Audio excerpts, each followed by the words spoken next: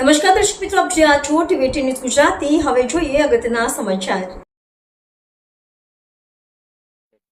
મારું નામ પટેલ જલ્પાબેન તેજસકુમાર છે. હું અથવાલી જૂથ ગ્રામ પંચાયતમાં સરપંચ તરીકે ફરજ બજાવી રહી છું. મારા અથવાલી ગામમાં 3 ગામ લાગે છે, જેને પેટા આરોગ્ય કેન્દ્ર 6 મહિનાથી બનીને રેડી છે. તેની સરકારશ્રીને હું ભલામણ કરું છું કે જલ્દીમાં જલ્દી લોકાર્પણ કરે. અત્યારે અહીંયા નથી તો 3 કિલોમીટર દૂર ચલામલી એ લોકોને જવું પડે છે, અને જો સાધનની વ્યવસ્થા ના હોય એ લોકોને તો 108 પણ બોલાવી પડે છે, અને એ લોકોને જવામાં બી ઘણી તકલીફ થાય છે.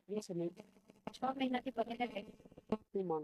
બસ સરકાર જોડે એક જ માંગ છે કે જલ્દીમાં જલ્દી લોકાર્પણ કરે.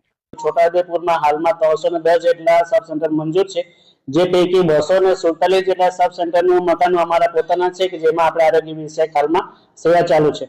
અને સાથે સાથે નવા મકાનોની કામગીરીની વાત કરીએ તેમાં 23 જેટલા અમારા નવા સબ સેન્ટરની મકાનોમાં હાલમાં નવા મકાનનું બાંધકામ ચાલુ છે, અને 4 જેટલા સબ સેન્ટરનું કામ હાલમાં પૂર્ણ છે, જે આગામી 31 ડિસેમ્બર સુધીમાં આપણે એને લોકાર્પણ કરી અને લોકોની સેવા માટે એને આપણે અમલવારીમાં લાવીશું. અને નવી બાબતમાં હવે હજુ બી અમારી પાસે 37 જેટલા સબ સેન્ટરનું જે મકાન કોઈની કોઈ રીતે કલમ થઈ ગયા છે કે જૂના છે, જર્જરિત છે, અને જ્યાં જમીનના જે ઉપલબ્ધિ છે તે તમામની આપણે આયોજન કરી અને 36 જેટલા સબ સેન્ટરો આપણે નવી બાબતમાં નવા મંજૂરી અર્થે આપણે રાજ્ય કક્ષાએ અમે રજૂઆત કરી છે.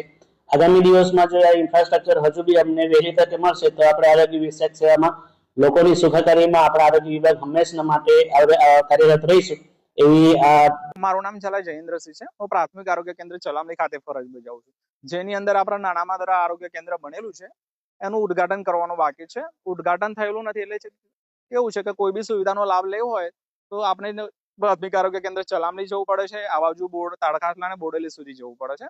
ઉદ્ઘાટન બાકી છે, જેના કારણે સુવિધાઓનો લાભ મળતો નથી. સરકારને વિનંતી છે કે આનું તરત જ ઉદ્ઘાટન કરવામાં આવે, જેથી સ્થાનિક લોકોને સેવાનો લાભ મળે. મુશ્કેલીમાં કેવું છે કે કોઈ બી આપણે કઈ સેવાનો કઈ લાભ લેવો હોય તો ચલામલી જવું પડે છે, આ બાજુ તાડકાસલી બોડેલી સુધી જવું ના પડે.